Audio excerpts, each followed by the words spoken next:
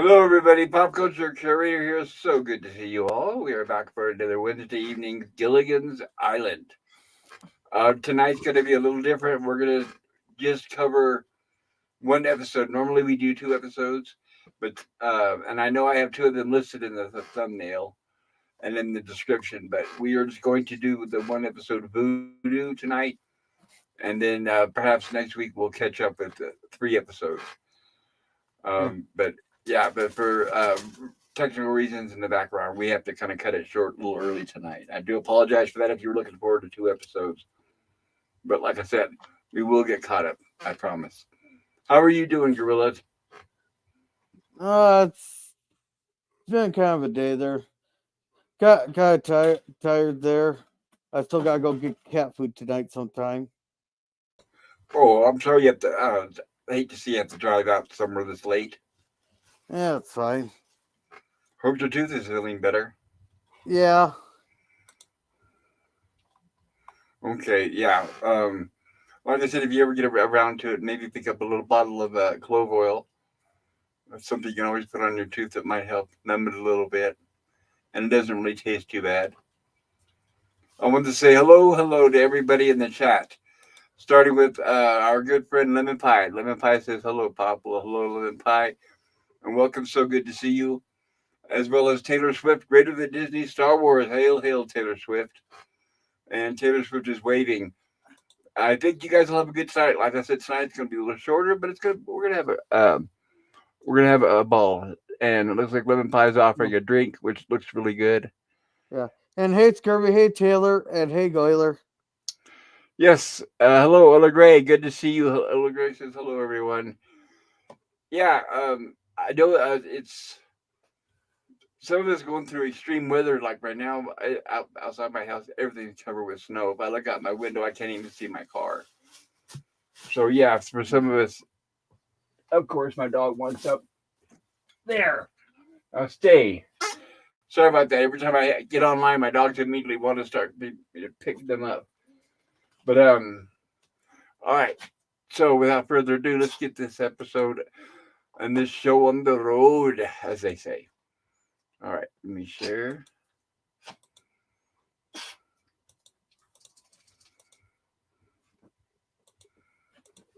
All right, here we go. And we get our opening titles with our heroes. Ha ha ha ha! Video player. Of course, you're gonna freeze now. All right, we'll see what happens. It should start up in a minute. I know last night it did this, and then after the first time it was working okay. So I don't know what's going on. I have the file on an external hard drive, but I don't know if that's an issue or not. There we go. And we got our introduction. And of course, we get our heroes set off for our 3-hour tour.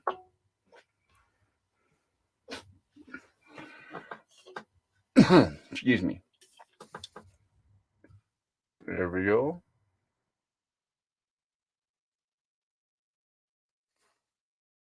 And we get our opening.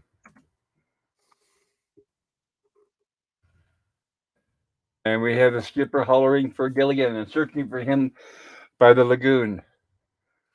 And here's Gilligan inside of another uncharted cave that they have not found before, apparently. I know we mentioned this before, but yeah, they always seem to be running across new caves in this show. Yeah. How many caves could be on the dang island? Well, you would That's think, what I was thinking too, right? With all these caves, I'd be sleeping and living inside of a cave that I would in a hut, wouldn't you? You know, if I pick a cave, make sure it's all nice and clean, make sure there's no spiders or bugs or crazy animals or headhunters. And then I move into the cave. It sounds like it might even be cooler than outside. You know, they yeah. established one episode the other night, was it week before last, where it was nighttime and Gilligan said it was like 90 degrees, 100 degrees. So I imagine it gets pretty hot on the island at nighttime. Well, if you're accustomed to it, those caves can get down to 40, 50 degrees during the night. I know which sounds, think about it, if it's 90 to 100 degrees outside, that sounds actually kind of refreshing sometimes. I can handle it. So Gilligan, Skipper warns Gilligan, what have I told you about coming in these caves that we haven't mapped? But Gilligan says he lost his once again his lucky rabbit foot. And it's Mistake in the episode. what is that? Well, remember when that robot came to the island, and the reason it screwed up? Oh Put yes, his he he put his lucky rabbit's foot in uh in that robot. Remember, it demagnetized all the stuff. that's right, and then sent it off to Hawaii. And what's interesting is they do mention that in this episode. He said he's had trouble with his rabbit foot before, but they seem to forget that they he doesn't have it anymore. So yeah, I totally agree. And the skipper says, "Well, hurt, but I didn't get out of here." And here's where he says, "I found some more of this junk." And of course, unfortunately, we've got a bad guy here peeking around the corner. None of this would be accepted today because basically it's all a bunch of white guys that got painted up as natives. So yeah, these days would be triggering a bunch of people, but you know what? Screw them. And once again, everybody, we have to show frames. We're not able to show the video of this because we don't want a copyright warning. I don't want to spoil this for you if you have not seen it. I recommend you find this and watch it on your own. It's a very, very funny show. And like I said, we don't want to ruin it for you. And we have to skip so many frames, so it's kind of hard for us to catch all the jokes. And we get our introduction to Yeah. Voodoo.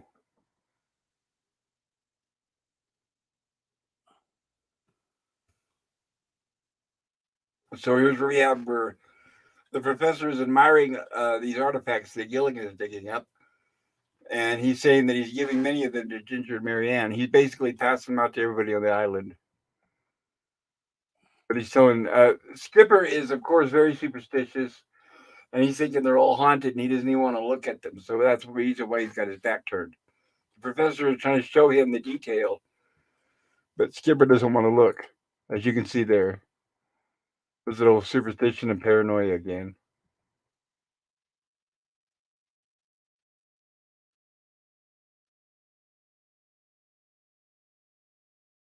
See, how can a grown man be frightened?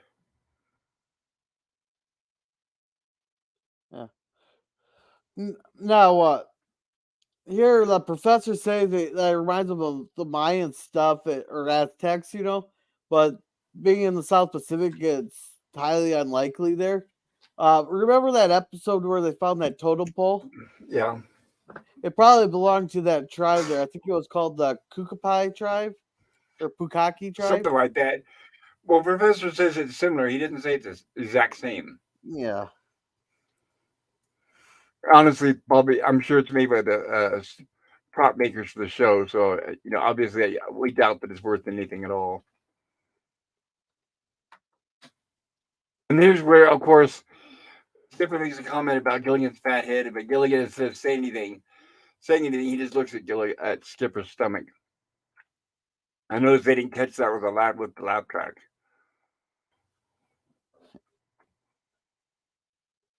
And now is where Skipper's explaining to Gilligan about voodoo and how if a witch doctor wants to put a spell on you, they make a doll that's a fairly likeness of you, and then they need one of your personal items as an artifact in order to uh, enable the spell. And now, as we mentioned, they stick a pin in the doll and the victim feels it. And Gilligan's worried because he's hexed. He's hexed because when he was in the cave, I know we couldn't catch it with the slides, but the witch doctor that we saw hiding in the back of the cave did poke him the doll in the neck with a needle, and then when he did that, Gilligan got a sharp pain in the neck. So Gilligan already thinks he's hexed. And of course, as Professor says, you've got that poor fellow scared half to death. And other girls are admiring all the little trinkets that Gilligan gave them. Unfortunately, the necklaces they put on are stuck together.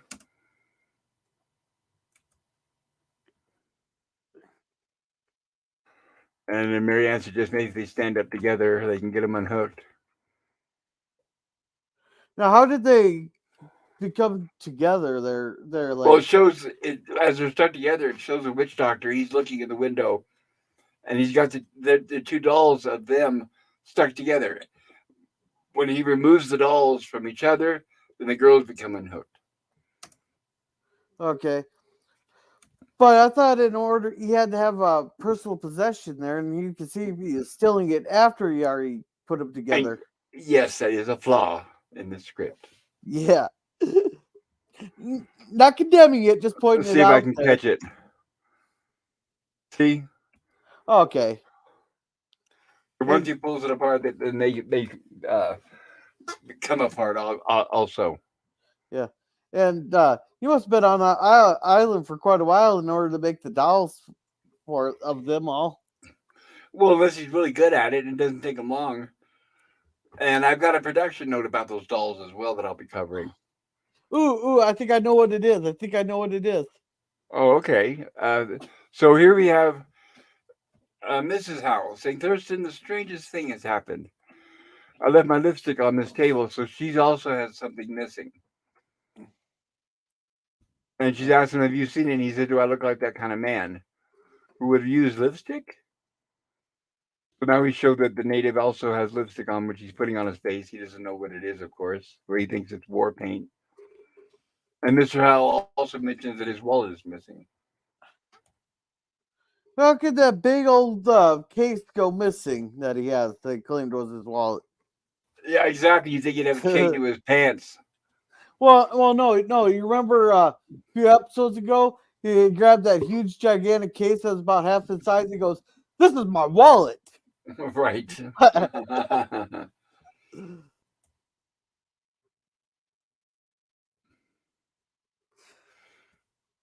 Now he's asking her about the what she's wearing, and that brooch right there, which I thought I've seen her wear in the past, but she said Gilligan gave it to her, that he found it in the cave.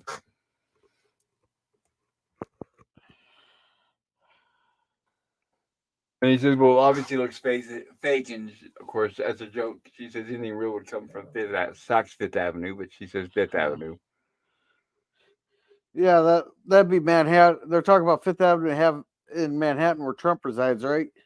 Or did reside. Well, he's got a building there. I doubt if he lives there. It's all a busy downtown shopping area, so he's not going to live there. Yeah, but he'll own property there. Those are the places. Excuse me. They've got a couple of places like that in California as well. And those are the places where you see those flash mobs running in and just grabbing everything and running out. So now is where the professor's informing them that with all that stuff they got from Gilligan is actually worth a fortune. And of course, when he says that, Mr. Howell's ears perk up. Go dig something else up, says Mrs. Howell, of course. And of course, now Mr. Howell wants Gilligan to go and dig up more stuff. And Gilligan is not interested. I'm sorry, Mr. Howell, I can't go back into that cave. Obviously, Gilligan's afraid of the curse. And he tells him about voodoo, and Mr. Howell does not believe it. So he's offering to pay him by the hour. And Gilligan says, I don't care if you pay me 100 an hour. It's like, ooh, I don't know. In today's money, that wouldn't be bad.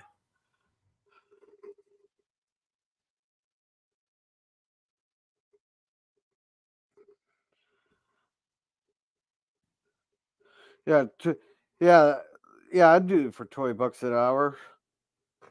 I do it for 100 an hour. So now we have Skipper getting his hair trimmed. And Gilligan, hey, Skipper, why don't you take your hat off? So he's now Gilligan telling him about the offer that Mr. Howell made. And Skipper's saying, no way, pretty much. And then here comes the professor saying, hey, you fellas see my pocket knife. So the professor also has something missing. And maybe it fell into the hole in your pocket. And professor says, I don't have a hole in my pocket. Oh, he says, oh, you lost that too. And then he said, well, perhaps I left it in the supply hut. And then he goes to look there. Yeah. Can we catch up on chat real quick? It's a great idea. If you could help me out, thank you, sir. All right. So, Lewis or Scurvy here says, if you can find pure Perio Bright mouthwash, it's got clove oil in a pinch. Put clove powder from spice oil mixed water and rinse with it. Okay, Oh, that's true. yeah. Vizio was a fun episode. Oh, Yeah, Voodoo. Voodoo, I think you meant, yeah, Voodoo. Also, Yeah, at you know, go ahead. yeah, Scurvy says also at store for pain. Try that Oragel maybe. You spelt crap wrong. He says An Orgel works, but it's expensive. That's the only thing. Is yeah, no, it it doesn't can work be for. pricey. What's that? It doesn't work for me. Okay. All right, so Scurvy says Spice Isle. Hey Euler, I have several lucky silver dollars that I switched between. Perhaps Gilligan had 2 or more rabbit feet. No, he That only is had the possible. one. He only had one, I thought, because he kept looking for it. If he had a couple of them, he wouldn't keep looking for it. Well, yeah, you think he would say, "Well, I don't need it. I have another one." Yeah. And Elder Greg says sailors are often superstitious. Yeah. Oh yeah, especially like when it comes to mermaids there. And yeah, oh wait, I don't think Bob wants me to tell the story of what those stories about mermaids and sailors. Especially not on a Gilligan stream. I don't even know if you'd want to hear that story out of rumblings. Yeah, this is a family stream here, folks. Sorry about that. No, I can recommend a couple websites where you can learn about sailors and mermaids. Make sure you have your ad blockers and all your antivirus programs all installed first. Yeah. All right. So clearly voodoo is real in this reality. Yeah, I Yes. was laughing about that. I wonder if someone has stuck a pin in their gorilla voodoo doll in the mouth. Oh, that's why he's got that toothache. You never know. Uh, or I just got a bad tooth. Good catch, Pop. I missed that. And Mr. Howell's the only person who would wear his wallet on a desert island. Yeah, exactly right. You never know when you're gonna need it. Yeah. And Oil Greg says, woohoo, I have disconnected autocorrect. That is always a wonderful feeling, isn't it? That is the scourge of the earth, that darn autocorrect. Okay, so I lost my rabbit's foot, Marianne lost her comb, and now the professor lost his penknife, says Gilligan. I'm about to lose something, and Gilligan says, what? And he says, my temper. And now here comes Mr. Howell with another offer on trying to get Gilligan to go dig inside the cave again. Yeah, once he realized that the stuff was worth some money. Exactly. And now he's asking Skipper. Gilligan, of course, says no. So he asks Skipper if he's willing to go to look in the cave, and Skipper says no. And how about $10 an hour? And he says, forget it. And he says, what did he say? I think it was 100 an hour. I'm trying to remember. I couldn't catch it in the frames here. Skipper agreed to it at 20, so 20, that's right. It's a deal. he made like 3 offers and kept going up. I think he said 10, 15, 20. Right. He may be superstitious, but he's not stupid. So what year is this? 57. So yeah, okay. Keep going. I'm gonna get some numbers here. Okay. Right now, of course, Skipper accepts the offer, and then immediately tells Gilligan, right now, you've got a date with a shovel in that cave. So immediately he sends Gilligan to work. Yeah. Alrighty. So at that 40 cent rate there, that he first initially offered Gilligan, that's $3.67 an hour. So then I'm not gonna do all the numbers, but at 60 cents, that's $5.51 an hour. Ooh.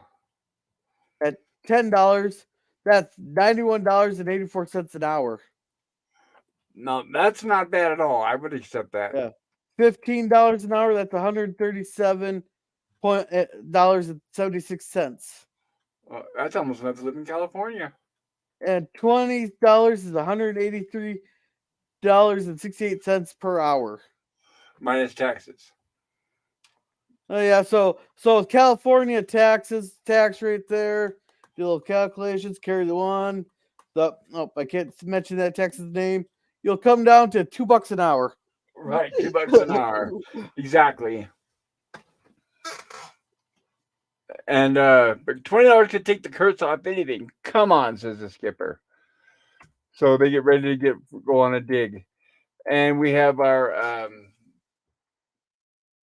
witch doctor. Sorry, not a headhunter. I had to keep telling myself this is a witch doctor.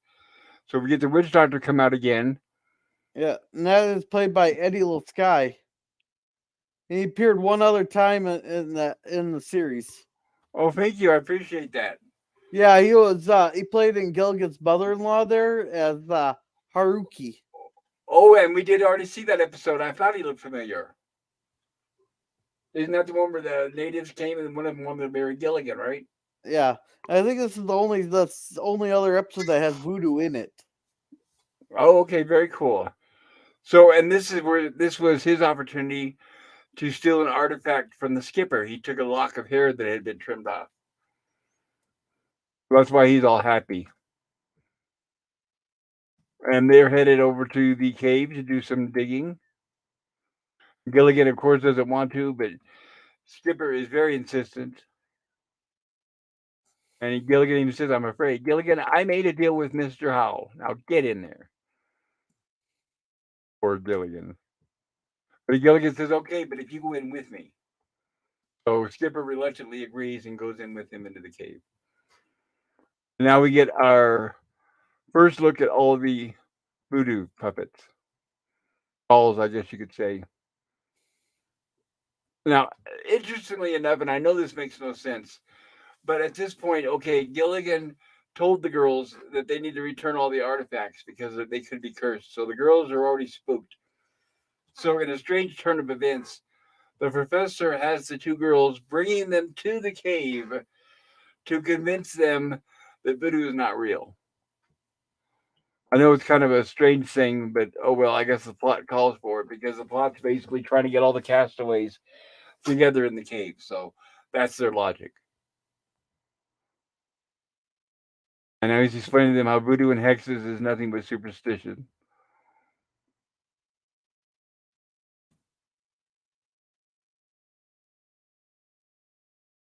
And there we go. And now along come the Howells. In a few minutes, we'll have enough of those relics.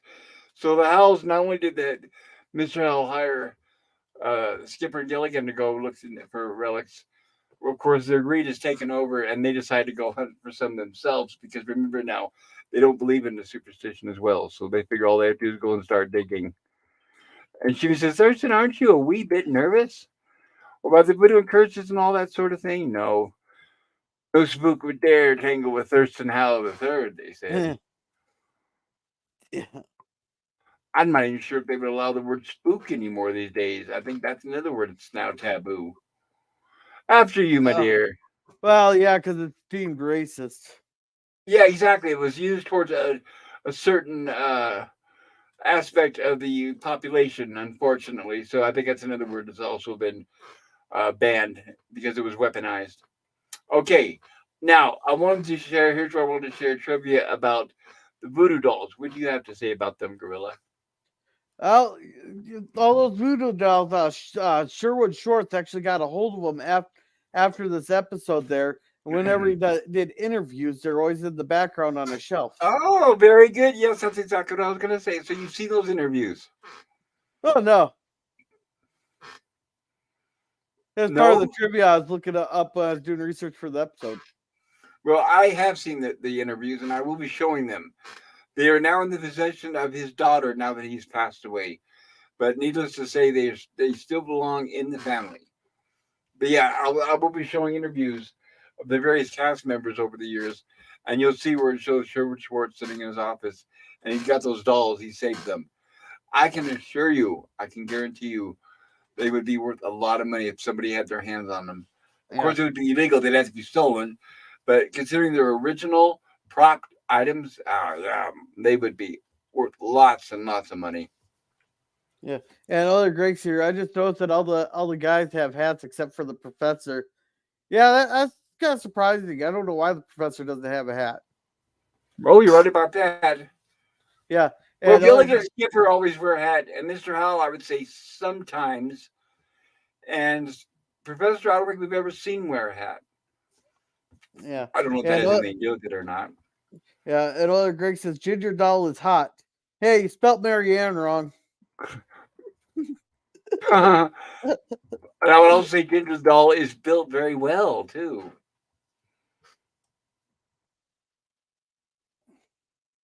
So here we have Gilligan and Skipper digging in the cave, and we also have the girls huddled around the professor, as of course he's explained to them how there's no way superstition is all a bunch of baloney. When at the same time, here come the Howls, surprisingly enough. Yeah, I wonder why they showed up. So here they have their own little digging devices. And I don't know if you recognize that or not, but Gilligan pulls out this little idol here. And for anybody that knows, that is actually modeled after the statues on Easter Island that were made by the Raffinwee natives.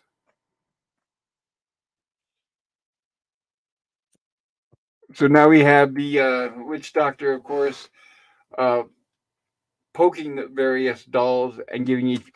There we go. And now he's goofing off with Gilligan's doll. Okay. Oh, they're hiding his feet, so he must be on like a pedestal thing. No, he's just jumping up and down. No, no, no, no. When we get to this part here. Okay. Oh, are we turning around? Gotcha. There we go. Yeah, yeah, he must be on the thing there on the ground.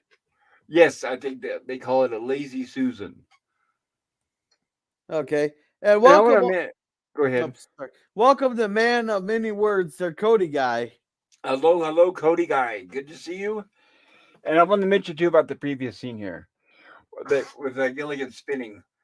I remember when I was a wee kid in the '60s, they had what they considered an aerobics device, an exercise device, and what it basically was just a lazy Susan. If anybody knows what that is, it's like a little board that's on bearings and it spins around. But in the '60s, I specifically remember that they had an exercise device, and obviously it was a fraud, but women fell for it. I mean, it sold like hotcakes. And all it was a lazy Susan board with the bearings under it. And you would stand on it and you would do the twist. It's a song called The Twist, where you just basically rotate your hips left and right, left and right, left and right, standing on that board. And it obviously didn't work. There were so many fraudulent devices over the years, and that was one of them. But it was like the twister board or something like that. And I think that's what they used for this scene. Okay. And we'll also see a similar device in Lost in Space. It was another fad in the '60s. A belt that they would put around them that all it would do is shake their butt.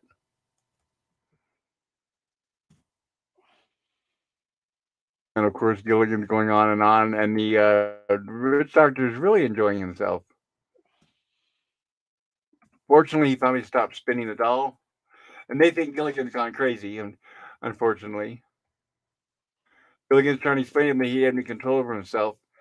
And of course, the professor always has an explanation for everything. And he says it's all based on the power of suggestion. So he's thinking Gilligan's doing it subconsciously because of all the fear mongering they've been doing. And now we have the witch doctor putting a torch to the feet of the dolls. And as he does this, they're slowly starting to realize their feet are hot and they're starting to jump up and down. I want to know what those dolls are made out of that they don't instantly go up. Clay, perhaps? The clothes look like material. Now as they say, I'm getting out of here, so they all panic and run out of the cave. Interesting how there's a fern right there in the cave. I wonder how that grows without sunlight, but that's neither here nor there. And here we have them coming out of the cave. And of course, where are you going to head when you need, when you're on fire? You need water. And here they are heading to the lagoon. And we get bubbling there. Oops. Try to go back here and catch that if I can. So how did they do that effect with them in the water? Because they couldn't obviously just boil it. Dry ice. Dry ice? Okay. Dry ice. You can always tell dry ice because when the vapor comes out of the water, it doesn't go directly up. It bubbles, the water bubbles, and the vapor just crawls along the top of the water. That's the telltale sign of dry ice. Okay.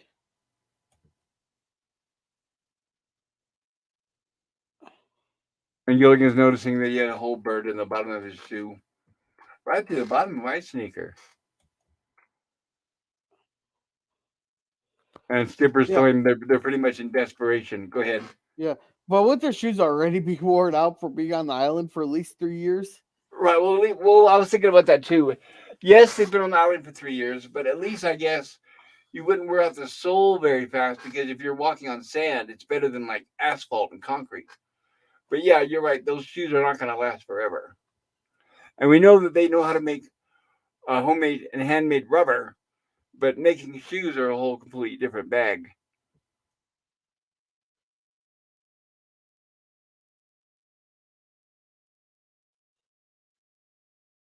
And I was trying to come up with some ideas of what to do about the voodoo. And of course, Skipper is still exaggerating, saying the island is still under a spell. And here comes the professor, still not believing it, saying, I don't believe in superstitions nonsense. A logical explanation for this whole thing. I would say it was a geological phenomenon, is what he explains for the heat under their feet.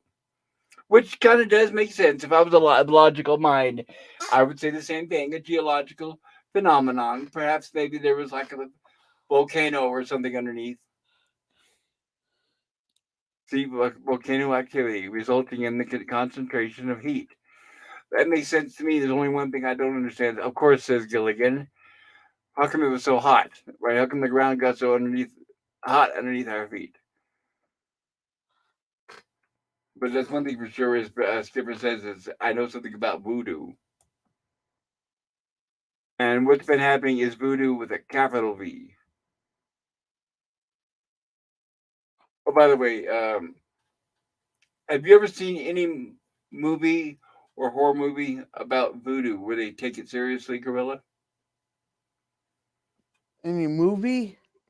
Yes, a movie or horror movie where voodoo is used seriously, like it's a real thing in the plot. I might have, but I just don't remember. Well, I'll recommend one. It's not bad. It's a pretty good movie called The Serpent and the Rainbow. It's a pretty good movie, and it's what the plot of it is where voodoo is real, and some guys turning people into zombies. Now, the term zombie can mean more than one thing.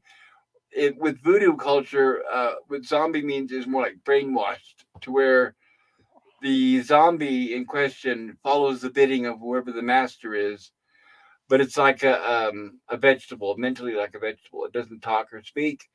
It just performs basic tasks of whatever you order it to do. But it doesn't eat flesh and rise up from the grave and stuff like that. That's a completely different zombie that was obviously fabricated in the 1960s and popularized, I would have to say. It's very popular.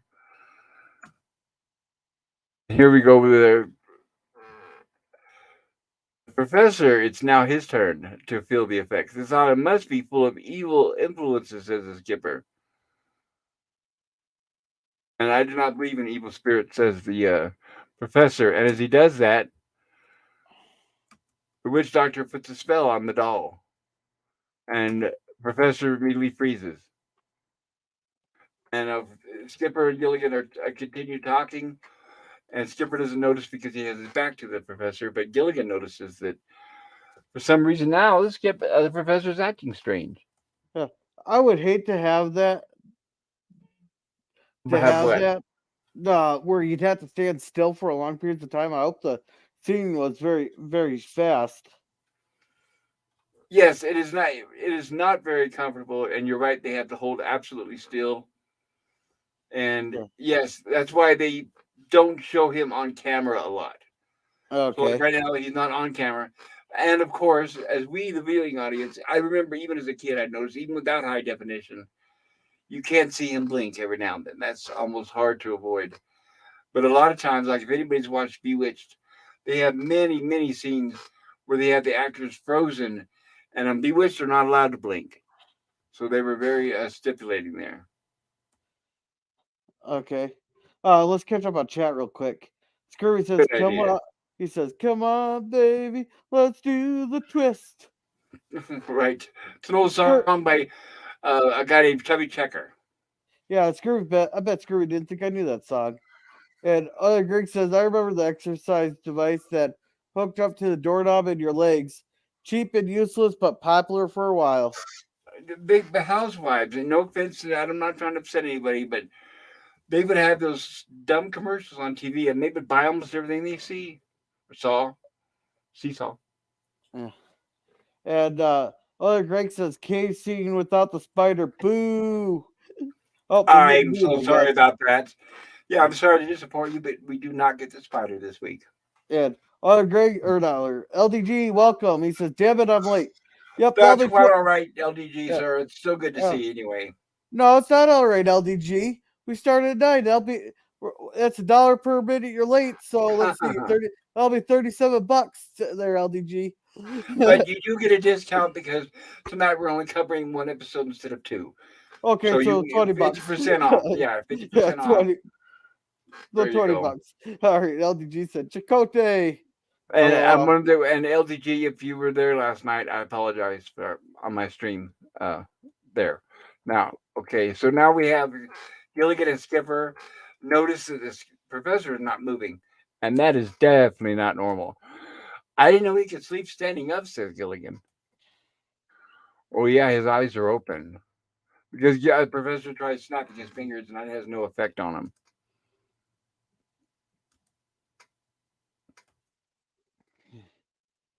Or go cock-a-doodle doo. Cock-a-doodle-doo. Yeah, I don't think that's gonna work. He's not sleeping since says the skipper. He's been turned into a zombie. Help, help, and then alert, alert. And the skipper goes, sorry, Gilligan goes running for Mrs. Howell. Mrs. Howell, something terrible has happened. Oh, how terrible. He says a zombie. And of course, all she knows of is the drink. And I think have we spoken about that specifically, Gorilla, about a drink called a zombie? I can look it up. I've never heard of it. I was going to ask you that, so you have not heard of it. Because yes, I know there's a drink. I've heard of people ordering a drink called a zombie, but me personally, have never partaken. But of course, Gilligan goes running off, No. still yelling about the zombie, and all she knows of is the drink. And Mr. Howell just says straight up, "What's a zombie?" He hasn't even heard of the drink apparently. Okay. It's 1 part apricot brandy, 1 part dark rum, 1 part golden rum, 1 part lime juice, and 1 part pineapple juice. Sounds Actually, sounds disgusting. pretty good. I don't know. I know you said you don't like sweet drinks, and I do. No, I like And it's sweet drinks. I just don't like. I'm not a big rum fan. not a big rum fan.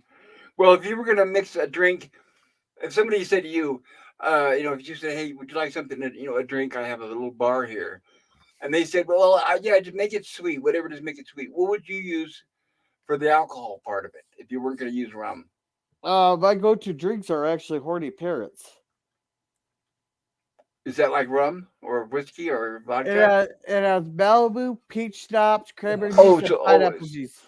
okay, right. But I was okay. So that's a drink in itself. Okay, I was wondering what you use as a base for an alcoholic drink if it was going to be sweet. So would it be Kahlua? Is that what you said? What was in that you said? Peach schnapps, Malibu, cranberry juice, and pineapple juice. Now, when you say Malibu, what's that? Coconut rum.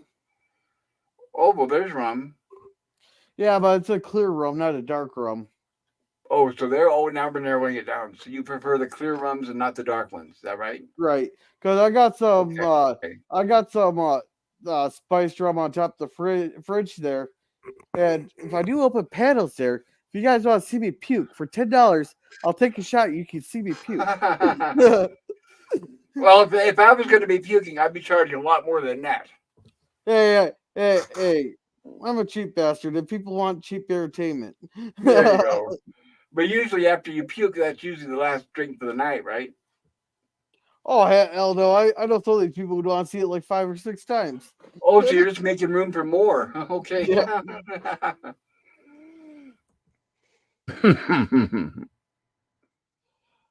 She says, well, the professor's just been turned into one. And of course, they say maybe we could do something to help. I really doubt that. If he was really under a spell, and under any condition, I doubt the Howells can help. But hey, at least their heart's in the right place. Now the girls are finding out about the professor. There must be some way to snap them out of it, they say. Oh, it's awful. Just once I was entertaining a bunch of GIs, and of course, Ginger brings up her history again. Uh, do we want to know how she entertained those Yeah, GIs to that's what go I on the was long thinking. deployment? Yeah, I know a very effective way. Yes, right. I was thinking the same thing. I know a very effective way to get their attention.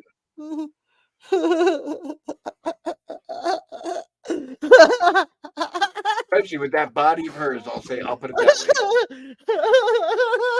Man, I can't even put out the full joke on the stream. I think, yeah, I have a feeling they probably understand what we're laughing at. Because if that's not an eye opener, Ginger, let's say in her birthday suit, if that's not an eye opener, I don't know what is. uh, Marianne. Yeah, that's true, Marianne. Why not just toss in both of them? I'll give you but can you get a group rate, like maybe a discount on 2 for 1?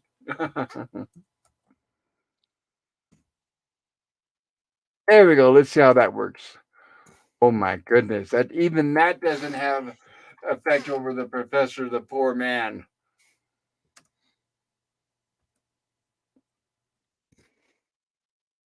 But that doesn't bring back nothing will. So here we have Gilligan and Skipper pacing back and forth, trying to figure out what to do to help the professor. And unfortunately, they're bumping into each other because they're in such a closed area. I think I know how we can help the professor, says the skipper. We'll make peace with the evil spirit. So here's where they decide they need to start returning every single artifact that Gilligan has taken from that cave. He needs to go around to all the castaways and get everything back and return them to the cave. Because he says it all started when you start taking everything. There he is. We collect them all and put them back in. And that ought to satisfy whoever's putting this curse on us, he says. Well, de-zombie the professor. Unzombie. Right. He's trying to figure out what the word would be. Well, now look, I want you to get over to the girls' hut, says the skipper. I'll go over to the Howells and collect their stuff. And there they go. And he's trying to figure out the word as well. Unzombie? De-zombie? On zombie, and then Gilligan says, "This zombie." All right. There it is. This zombie. Will you get over to the girls' hut in frustration, says the skipper. All right, so Scurvy here says, "I'm not shocked. Gorilla knows the twist. He's not that much younger than me."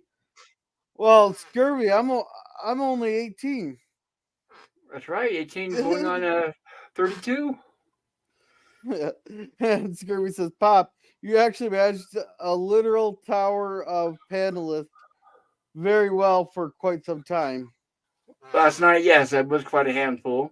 But I had a good time. I mean, to be honest with you guys, after what happened, and it was towards the end of the stream last night, it was like within the last 10 minutes. I was really having doubts about it. And after what happened with the arguing, people not getting along, I was considering deleting the whole stream, but I didn't want to do that. I feel that and I felt really, really terrible out there. Everybody, I want to apologize if you were on that stream last night. If you were on the panel or if you were in the chat, I am so, so sorry for what happened.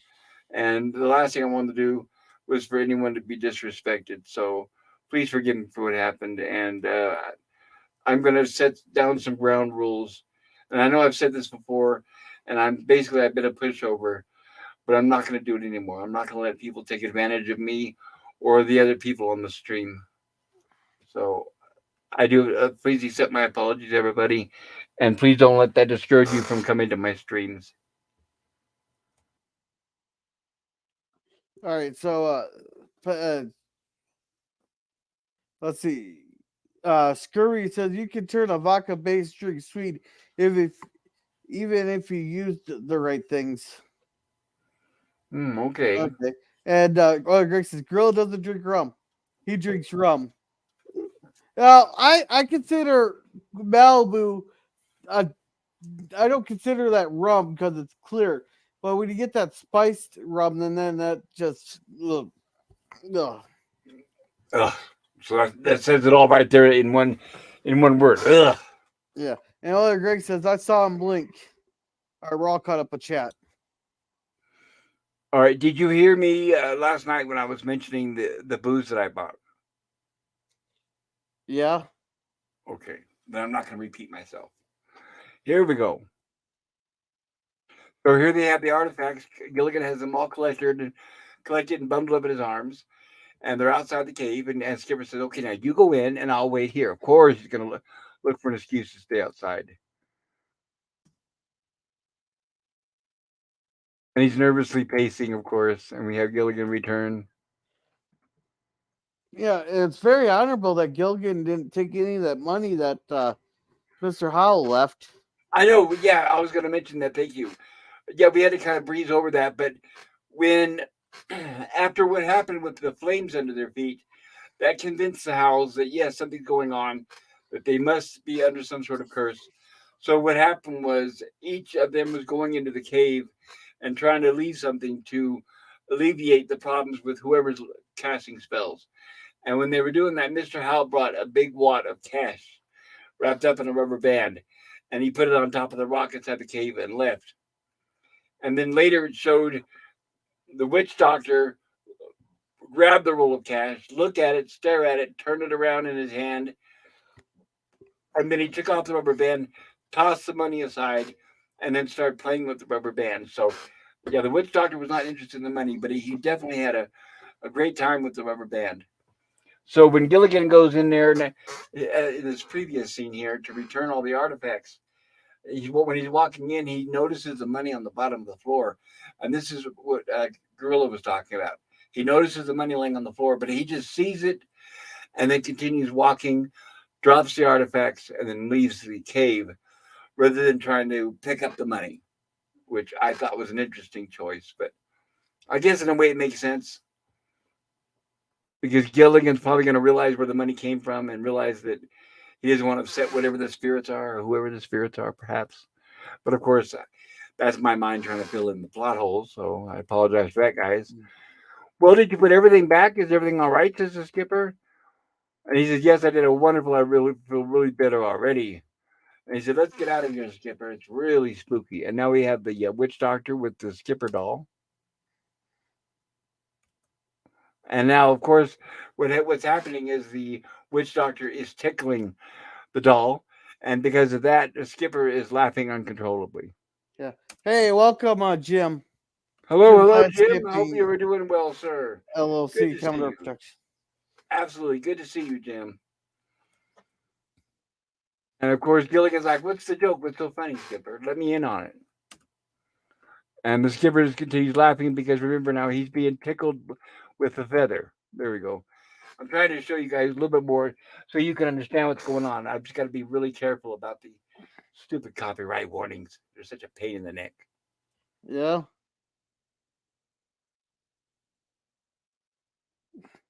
And even Mrs. Howell is trying to wake up the professor, who's still standing in the same position here. And she, of course, she thinks just by saying her name that should get his attention. It's Mrs. Howell the third speaking. Lovey.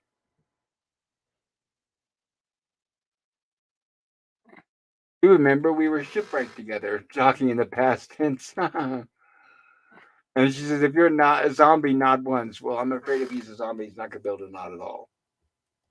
But nice try, Mrs. Howell. If you're not a zombie, nod twice. Oh, yeah. She just kept getting. Then we get in the next scene that's coming up here. Oh, yeah. He refuses to recognize me, she tells Thurston. He's a zombie.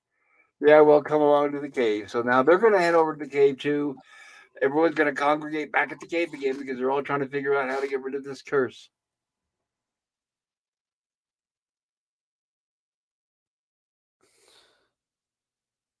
Howell factories, my dear. So sorry, guys, I had to skip brains, obviously, and we're missing a lot of the jokes. That's why, once again, I remind you, I encourage you to go and watch these episodes on your own so you can enjoy the jokes as they were meant to be enjoyed. And here we are. And of course, Mr. Howell has a suitcase full of money there, or I would say a little attache case. However, how do you expect to appeal these evil spirits? My dear, I have something in this case, he says. And I think we can all guess what that probably is. That will placate even the most evil of spirits. Oh, darling, how absolutely marvelous. And besides, my dear, it's deductible. Of course, that's all he cares about is his taxes and saving on his taxes. Oh, Mrs. Howell speaking. And of course, they just leave the suitcase behind, the attache case behind, and then exit stage left. And as we do that, that's where the roll of money. That's right. That's where this is where he leaves the roll of money, gorilla. So we were getting a little ahead of ourselves. Oh, okay. Right. So here's where the native picks up the roll of cash. There we go. Tosses the money and then just plays with the rubber band. There we go. And we get our establishing shot, letting us know that here we are. It's the next day, and there's the professor still in the same position, and Gilligan's trying to get him to eat. Yeah. He's even telling the skipper what he's doing. I'm trying to get the professor to snap out of his trance. And they're saying it even served his favorite, which is halibut in kumquat sauce. Have you ever had kumquats or loquats, gorilla? No. Okay, it's like a very, very small fruit. I'd say almost like a miniature peach. It's kind of like the texture and the look of a very small peach, and it's got a pit on the inside, and they're actually quite good. When I was a kid, my grandmother had a tree, and they were very delicious. So I Okay. guess being a zombie kind of takes your appetite away. And here comes Ginger. You know, I once made a movie in the South Pacific. And there she is. Well, that's fine, Ginger. Skipper says. Of course, Skipper figures, this has nothing to do with it. But how's that going to help the professor? Well, in the movie, the hero was turned into a zombie, and I cured him by doing a native dance. She says. Oh yeah. And of Did course, you predict what was gonna happen?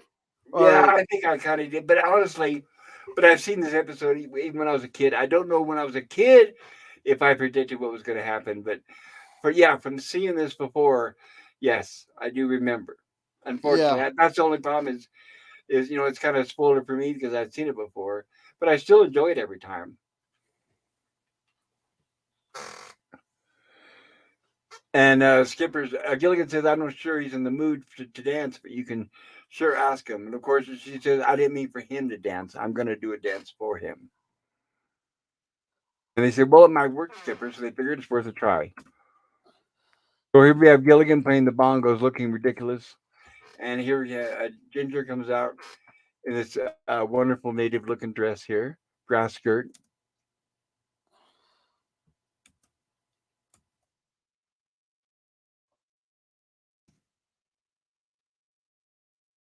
And of course, once again, Mr. Howell is afraid to look because he has Mrs. Howell standing right next to him.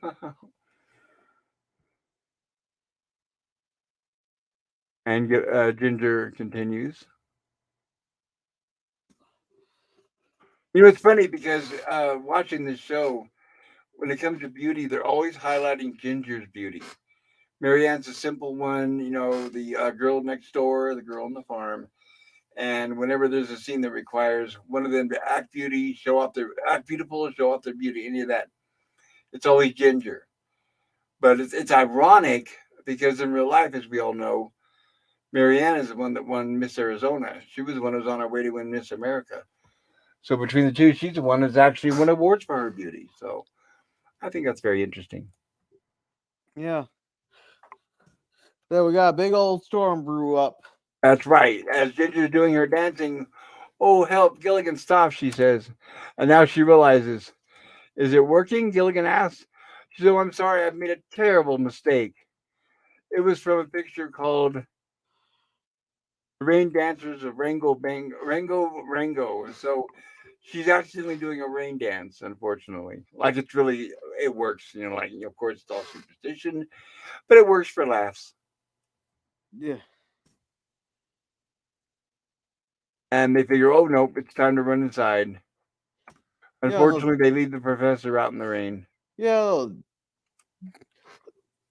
those beeps. It was beep, beep, beep, beep. Right. Beep. How could they? See, Yeah, it's that's more the scene stock I definitely footage. remember. Yeah, more stock footage, but that's the scene I definitely remember as a kid was the professor just standing in the rain. And even then, I was concerned, thinking, well, can he get sick?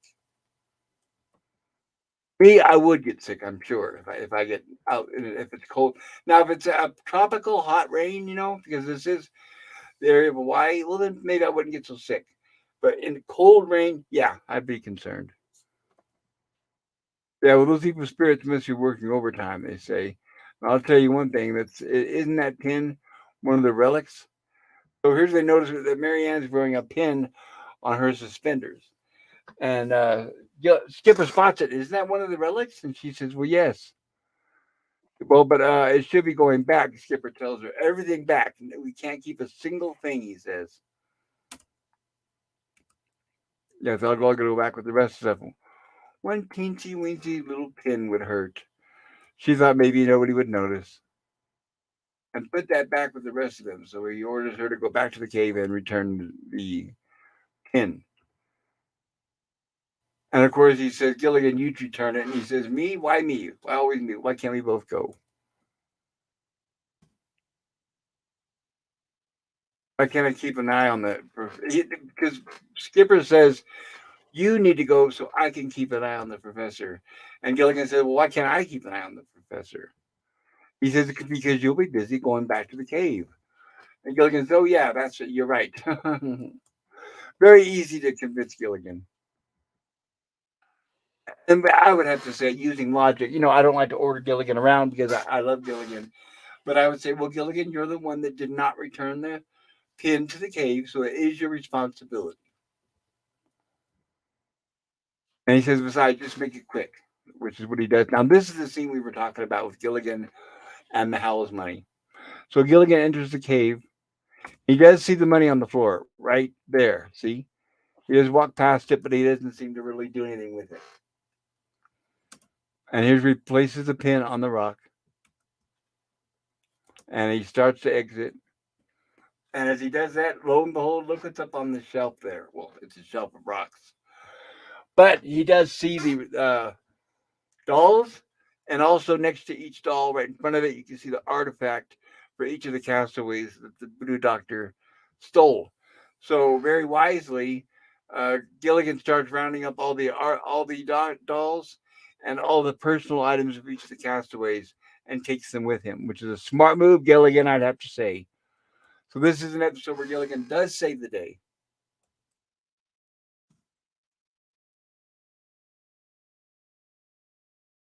I think this is the first episode Gilligan doesn't get smacked by Skipper. Yeah, he hasn't got hit on the head with it by his hat. You're right about that. And like I said, he does a good job. He's a little superstitious at first. And yes, it was his fault for digging up the relics out of the cave, but he redeems himself by gathering all the personal items, like I said, and all the dolls. There we go. So we return back to the castaways by their huts, and each one is holding the doll of themselves. I must say it isn't. I look absolutely ghastly, says Mr. Howell. Oh, remember, my dear, we never had a setting. So now here's the point where they're going to say, well, shouldn't we be able to snap the professor out of his spell now that we have the doll? No, they had to show him the the pocket knife. Right. That's exactly it. They said, well, how do we break the spell with the professor? And then Skipper says, well, all we have to do is show him that we return his personal item, which in this case is the pocket knife. Once he sees that, he's got his personal possession back. The spell will be broken. Now, it's not like everybody you're going to see this in a textbook, and this is the actual rules on how to deal with the zombie. They're just playing fast and loose with the rules for this episode, obviously. Well, if it isn't, I've got a place for him. So here they're saying that should break him out of the spell. And then Mr. Howell is joking syllable. If it doesn't, I've got a place for him in the Howell Museum. Oh yeah, you made that joke like 3 times. Yes. Oh no, that is corporation there. Nobody to ask him for a raise. Well, that's true, right? Well, I thought it was odd. For some reason, they combed the professor's hair. They parted it in the middle. And I thought that was odd. They don't mention it within the story itself. And I don't know why somebody did it, but he looks kind of different with his hair combed that way.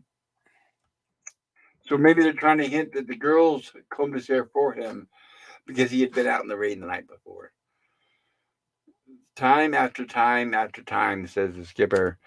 And there it is, or says the professor. So as the professor awakens out of his spell, he's continuing with what he was saying the day before, uh, when he had been talking to Skipper and Gilligan, and not realizing that time has changed, and he should be disoriented, especially now, noticing everyone's in a different position.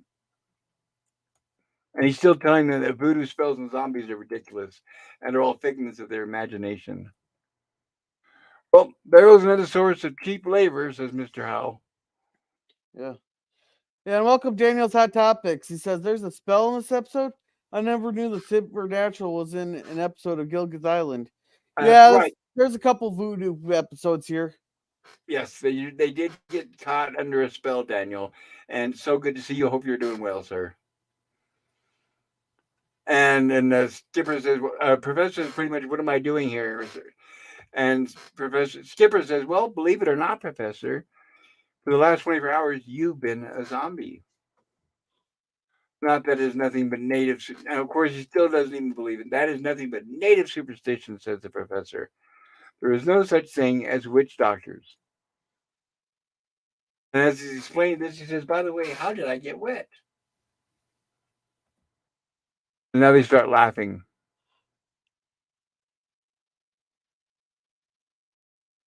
And we have Gilligan by the lagoon, and he apparently is trying to make a voodoo doll of his own. And he says, Gilligan, what have you got there? And he says, well, I figured if he could do it to us, I could do it to him. And he says, don't be ridiculous, Gilligan. And he says, that years of practice, he's saying it takes years of practice for those witch doctors to make their voodoo work. He says, you mean nothing at all happens if I stick with this pin, says Gilligan? And Skipper says, nope. He's exactly right. Nothing will happen. So Gilligan stabs the doll, and then when that happens, we get a scream from behind the bushes, and here comes the witch doctor. Yeah. He swims off.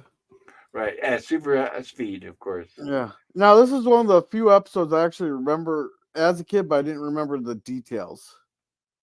Okay. And it was a good way of wrapping it up because they couldn't just leave it where the witch doctor was still on the island. So I'm glad they had that ending scene where Gilligan made a doll and then basically stuck it with the needle and scared the witch doctor off the island. So that we did get closure when it comes to that. So good for you, Gilligan. And we get our closing credits with our lonely castaways. And once again, I wish I could play the song, and it's so sad that I can't. And there it is, as you said. Thank you, Gorilla. You're right. Eddie Little Sky as the witch doctor. So what's funny is the question, okay, with the name Eddie Little Sky, the guy was obviously a Native American or Indian, as they called him back then. So what I'm wondering is that acceptable these days? Can you have an Indian play an island native? Or I'm sure they would probably complain about that as well. They have to complain about everything. So they probably these days, if they're going to say, well, they probably say, well, you're going to make an episode about a witch doctor. It's got to be played by an actual witch doctor. Anything else, and we're going to sue you, right? Yeah. So it's gotten so crazy. Yep. Alrighty. By the way, everybody, I usually put a poll in the chat where I ask you guys to vote. which episode do you prefer the most? But that was kind of a silly question considering we only watched one episode. So if you would like to, if you're still listening, if you're still with us, feel free to vote in the chat. What grade would you give this episode? Like, A, B, C, D, F. What grade Hey, would you give the episode? Or you could rate, what grade would you give our stream and our coverage of the episode? That is totally up to you, what you want to do. But we encourage you, if you'd like to, add that in the chat, and we will read that out because I want to make sure that I remind everybody we have not forgotten you guys in the chat. We never forget you in the chat. Like I said, I just didn't have the poll because we only showed one episode tonight. And I promise we will come back. We will return with 3 episodes to make up for missing the second one tonight. The second episode was entitled Where There's a Will. And we will make up that to you, I promise. Sorry, getting a little tongue tied there. All right. And we have our closing credits from all Seven right, Stranded Castaways. alrighty. Go ahead, So, Gorilla. should we wrap this up here? Yep. Well, how are we doing on the chat first? We just got to go. Greg says, great episode. And Daniel says, I did not see enough of this episode, but it looks interesting. I would say B. No. It's today. You got to watch this episode, Daniel.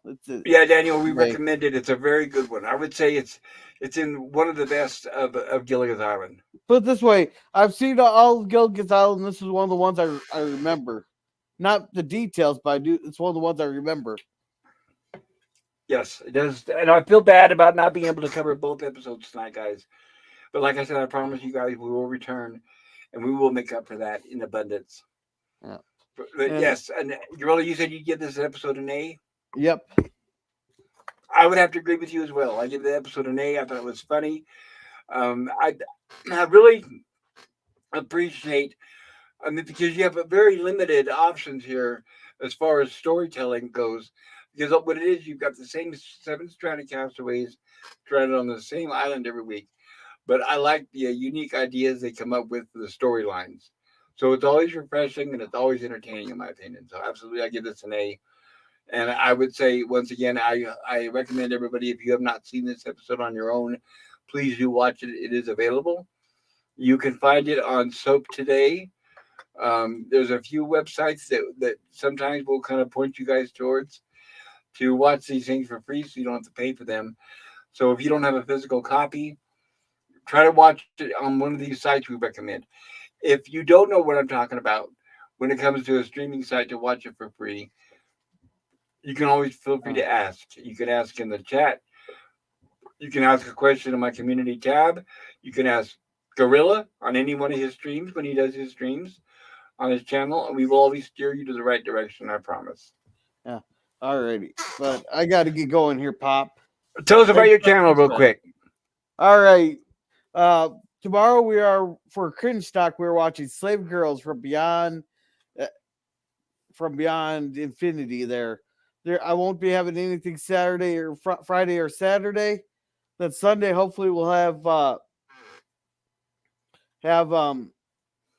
Ted for Cinema Sunday. Then we should be back on for Justified next Wednesday. We just did Broken Bridges tonight in honor of Toby Keith because it's only one of his. I think that was his first movie he made. Oh, he made a movie? He made 2. Oh, okay. Now, when you say made, he actually starred in it too, directed, produced, what? Yeah, he is the star of both of them. Oh, very cool. All right, nice. It's called Broken Bridges. It's pretty good. Well, rest in peace, Toby Keith. I'm sorry to, that he passed away. Yeah, he was a legend, and he got a lot of people their careers started in Nashville. Well, that's terrible. It was tragic, and I feel sorry, especially condolences to his family as well. Yeah. All right. So we'll see you, Pop. You have a good night. Likewise. Thank you, Gorilla, for being here with me. I appreciate it. And I hope your tooth is better. And with that, everybody, I want to say a special big hugs and shout out to all of you in the chat. Great tonight. Your patience hanging in with us there. Like I said, it was a shorter show tonight, but we will have 3 episodes next week to make up for it. And stay warm wherever you're at. Drive safe. I know, like where I live, we've got like a whole ton of snow outside. So in fact, I had doctor's appointments today, and the snow was so bad, everybody was canceling everything. So yeah, be very careful wherever you're at. Drive safe and stay warm. And I will see you all soon. And as a reminder, Saturday we'll be back with another Rumblings from the Lab. And then next Monday we'll be back with another episode from the classic series Lost in Space. We're on season 2. Tuesday night, next Tuesday night that is, as a birthday request for my good friend Gorilla's Random Thoughts, he asked that on our sci-fi horror theater stream that we cover the original Planet of the Apes from 1968, starring Charlton Heston. And that is a magnificent movie. That's the one that started it all the whole franchise with the apes, which is still running to this day. So if you can watch that, check it out. Check out my community tab on my YouTube channel, and you'll get a link where you can watch it for free. You won't have to pay for it. And then that's next Tuesday night, 7 p.m. Mountain Time. And then we will be back Wednesday night, 8 p.m. Mountain Time, with more Gilligan's Island for season 3. So thank you, everybody. Have a wonderful time, wonderful night. Take care and peace.